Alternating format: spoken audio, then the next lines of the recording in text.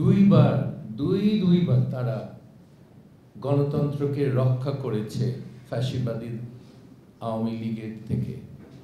একবার শেখ মুজিবের গণতন্ত্র ধ্বংস, আর শহীদ প্রেসিডেন্ট জিয়াউর রহমান ওটাকে রক্ষা করলেন। আর 2 নম্বর শেখ হাসিনার জেনারেল এরশাদের গণতন্ত্র ধ্বংস, এবং আমাদের বেগম খালেদা জিয়া, যিনি এখন অনেক অসুস্থ, সবাই দোয়া করবেন ওনার জন্য, উনি আবার এটা রক্ষা করলেন। এটা একটা ঐতিহাসিক ভূমিকা। একটা দল 2 বার বহুদলীয় গণতন্ত্র রক্ষা করেছে। আমি ইতিহাসে এরকম কোনো উদাহরণ অন্য কোনো দেশে দেখি না। এইসব কারণে আমি বিএনপির প্রতি আকৃষ্ট, এবং শহীদ প্রেসিডেন্ট জিয়াউর রহমান আমার আদর্শ। উনি ওনার সাহস, ওনার ব্যক্তিগত, ওনার চরিত্র, ওনার সততা, এগুলো এখন মানে সবাই এখনো গল্প করে এটা নিয়ে এত বছর পর। মানে মানুষটি কি কোয়ালিটির ছিল যে এত বছর পর গ্রামের লোক ওনার কথা বলে যে এরকম মানুষ আর বাংলাদেশে জন্মাবে না, হয়তো জন্মাবে না আরো 1000 বছর, আমি জানি না। কিন্তু আমরা মনে করি যে বিএনপি এখন যে নেতৃত্বে আছে এবং যারা আছেন বিএনপির সিনিয়র নেতারা আমাদের দেশের নতুন প্রজন্মকে তাদের সব স্বপ্ন পূরণ করতে পারবে। তাদের যে ভিশন দেশের জন্য, এটা আগের ভিশন না। অনেক কিছু বদলে গেছে। আমাদের is the acting chairman, right? ভারপ্রাপ্ত চেয়ারম্যান তারেক রহমান সাহেব, ওনার যে রক্ত এটা কোন কোয়ালিটির আপনারা একটু চিন্তা করেন। বাপ কি ছিল এবং মা কি আছেন, এটা ইনক্রেডিবল। এটা আর কারো নাই, এটা বাংলাদেশে আর কারো ওই কোয়ালিটির ব্লাড লাইন নাই, আপনাদেরকে বলতে পারি।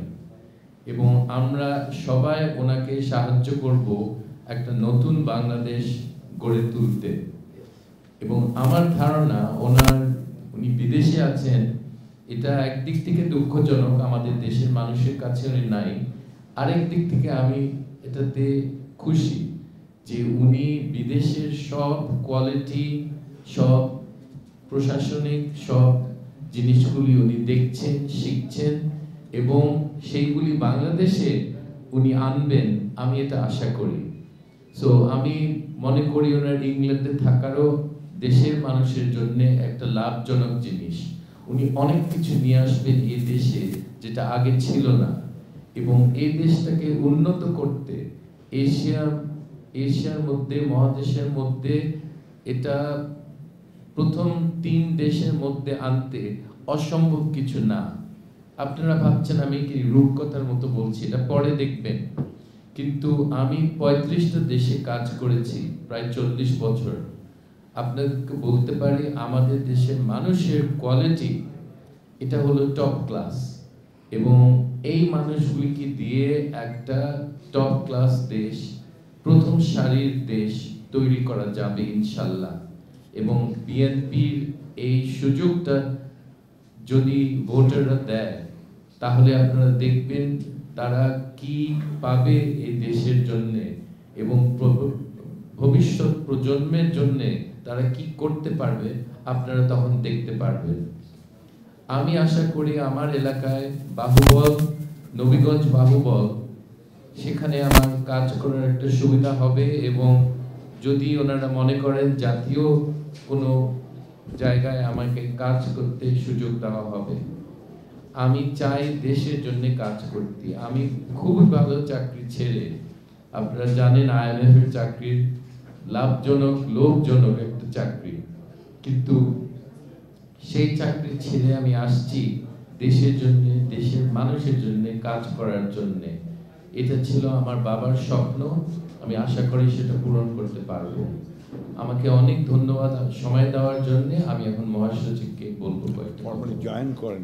আমি বিএনপি ফর্মালি জয়েন করলাম সদস্য হিসেবে।